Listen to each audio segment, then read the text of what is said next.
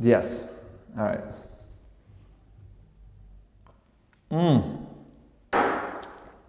So, welcome to A Drink with James.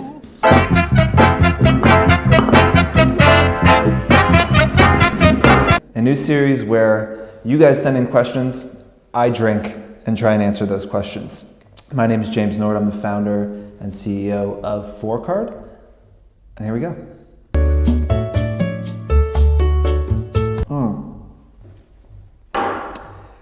Diversifying your platforms, I would say do it, and do it quickly. I'll talk, step back. Okay, so we get this question all the time. Should I be diversifying my platforms? I have a really big Instagram following. Should I be migrating that? I would say absolutely do it quickly. Quick story, I had a Tumblr. That's kind of how I got into this world. I had a Tumblr that kind of had a big following. I was one of the more followed photographers in the world on Tumblr for some time. And then this little thing came around called Instagram. And all of us Tumblr kids used to sit around and just completely make fun of it and be like, this thing is such a piece of shit. The photos are only really there for a couple hours. Why would brands ever care about this? This is such a joke, blah, blah, blah, blah, blah. So while we were making fun of Instagrammers and Instagram in general, the platform got more and more popular. Now, I had no interest in doing anything on Instagram or publishing much on it. I had a large following, maybe, I don't know, 100,000 on Tumblr. So why would I post to my 1,000 followers on Instagram? It just didn't really make sense. So I never migrated those followers over. And by the time Instagram became more popular and more important than Tumblr, I then couldn't move my followers over to Instagram because they had left Tumblr. They weren't checking my blog anymore. So I was no longer capable of actually migrating them over. And so I missed a big opportunity. I am stuck at 19,000 followers on Instagram. You guys can make it more by following me at James Nord, which Tim will put right here, I'm sure, once he edits the video. But you should be migrating your followers as soon as possible to every platform you can, especially emerging ones. So Snapchat, get on there, get funny, get interesting quickly. Question number 2, how do I actively reach out and find people? Yeah, so we get this question all the time. Ooh, that's good. Habiki, 12 here. How do I find people? I don't know anyone. I'm from Georgia. I'm from Georgia. This is my story. I'm from Georgia. I moved to New York. I didn't know anyone in New York. I certainly didn't understand how fashion worked. I started just kind of reaching out cold to brands. And there's a few different ways to do it now. One resource that we love that we use on our sales team is called data.com, depending on where you're from. You can pronounce it a different way. Again, Tim will probably put that right here.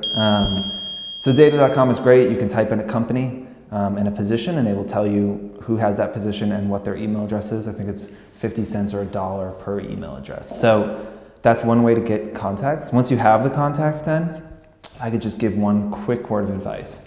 Understand what that email to that person is supposed to do. A lot of times I'll see pitches from influencers. They will not met a person before. They have no relationship with them. In a later video, we'll talk about sales psychology and kind of how we walk through it. But right now, they'll email someone, they have no relationship with that person, and they'll send them a whole pitch. They'll say, this is who I am, this is what I want to do, this is how much it costs, this is when I see it running, this is what I need from you, on and on and on. It's this very long email. That is absolutely never going to work, in my experience.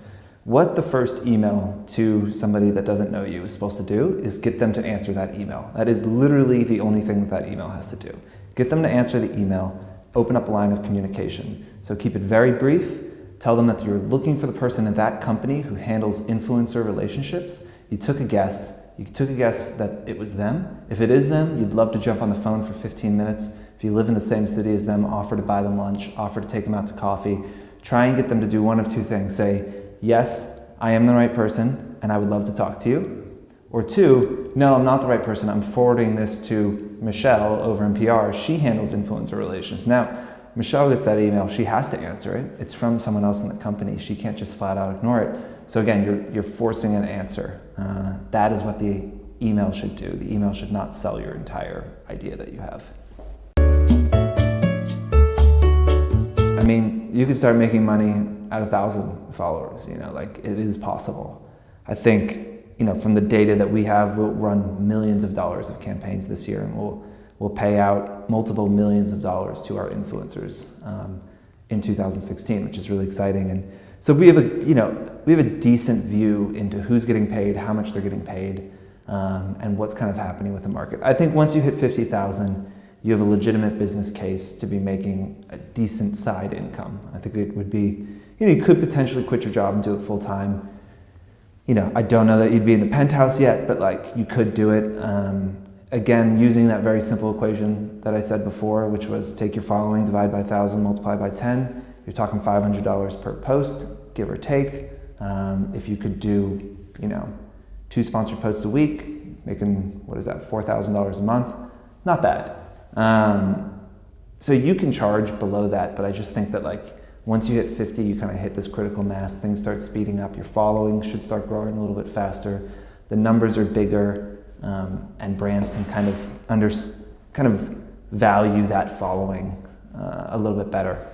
One way that I like to think about it, and I like to talk to brands, if you're right in that let's say $40,000 to $60,000 range, I don't really like sports, imagine, but I often say if you have 50,000 followers, I think that's more people than most baseball stadiums in the world, right? So you're talking about filling an entire baseball stadium with people who are potentially interested in the thing that you talked about, fashion, menswear, food, travel, whatever it might be. You fill a stadium with 50,000 people who are interested in that thing. And not only are they interested in that thing, they're interested in your viewpoint on that one thing. And then you're asking a brand, would you pay $500 to fill a baseball stadium with potential customers who could be interested in your brand and have somebody who they trust tell them that they should be working with your brand? Every brand in the world would pay for that. Sometimes I like to phrase it that way because it's just a very visceral, real, tangible thing that people can understand. Why don't you like sports? Why don't I like sports? Good question. Never really had the body for them. I'm a little scrawny. In conclusion, this is something we're going to be doing once a week. It's only interesting if you guys send questions, if you send things that you're wondering about. So please write in the comments under this or email James at Fohr. Send your questions in. We'll be filming these once a week. I will literally answer anything. Finish your whiskey? Cheers. How